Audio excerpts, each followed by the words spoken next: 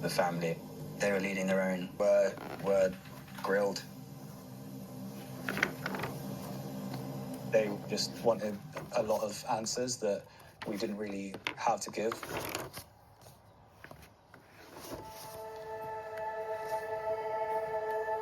Information was coming from the family to potential witnesses.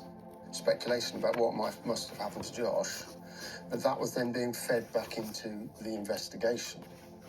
So there was this slightly dangerous cycle where the information was potentially led by theories that had come from the family. And so the investigation team asked of me if I could speak with the family. That conversation didn't go well. It must have been about 7:15, 7 o'clock. We were all sat around in the bar, and then Colin Taylor comes storming in. I hear you've been criticising my policing. To be fair, I said, you are not doing your job properly. Anyway, so it just got into a fighting match. And then he goes, look, he said, I've got to go.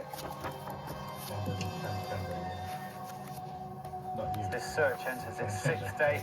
Questions about Josh's whereabouts remain unanswered.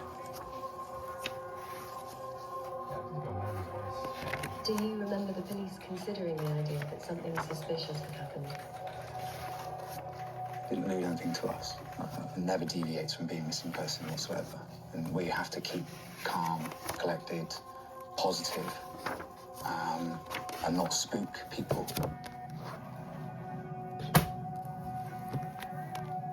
But we were getting more information out of witnesses. So there were witnesses that were talking to my sister, there were witnesses that were talking to my mother. People were saying that, there's something wrong with this one guy at the party, and to really look into this one guy. And the way he conducted himself during the party, after the party, his behaviour was strange. He was someone who worked on the island. Interesting character. But he was an older guy, so you've got all these seasonals, like 20-odd years old, and then you've got this guy. Must be, 50, something like that?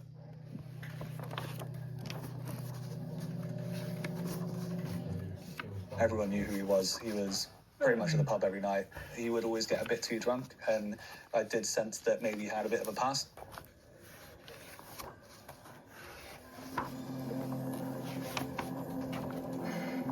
Ex-forces. A little bit sort of rough and ready. He's a bit creepy when he's drinking sometimes. On occasion, he just came out with a comment that, if he wanted someone to disappear, he could make it happen. No one would ever know what had happened.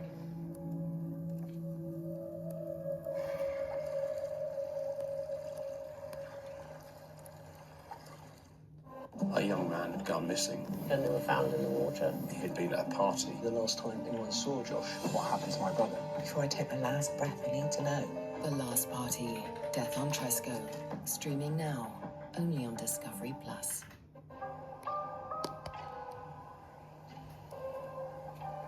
Was he a person of interest? Yes, he became a person of interest. Became somebody it's important to know a little bit more about. Is this person important to this explanation of where Josh went after the party? This person went back to where he lived with some credible witnesses that established that's the route he took.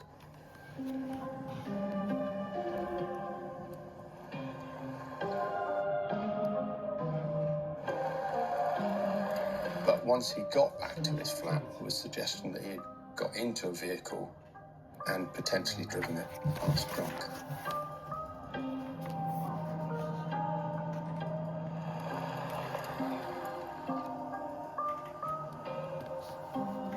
The van, it turned up the day after the party.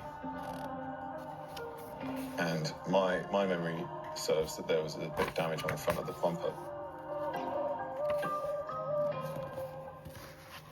I saw the damage to the bottom of the van. And I specifically recall thinking, was any of that damage on the bicycle? Were there paint flecks from the bicycle on the van? Were there paint flecks from the van on the bicycle? Was there damage that could be attributed? There was nothing that to my mind, put the bicycle with the van.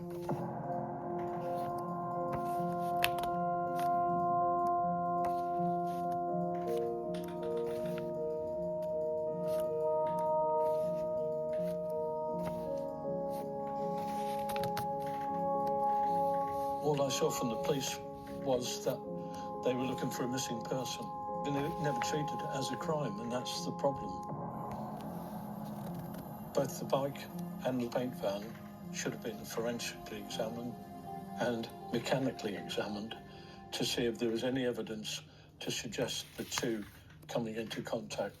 This is a hand-drawn map that Ash sent me, showing the shed, the footpath or bridle path, Josh's cigarettes and charger were found at that point there, and then the point at where the cycle was found that should have been preserved for forensics. This is basic. The whole thing is a shambles, total shambles.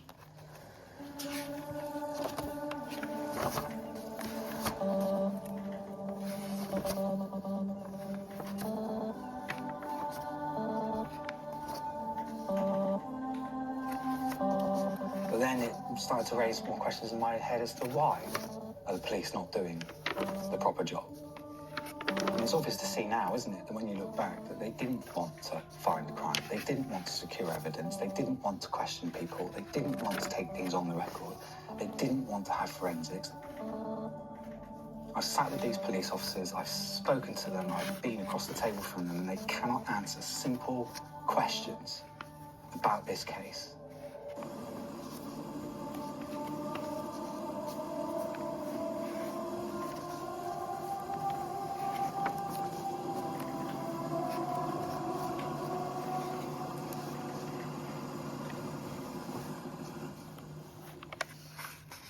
Shake up your winter watch list with Discovery Plus. We have unexpected guests, wild rides,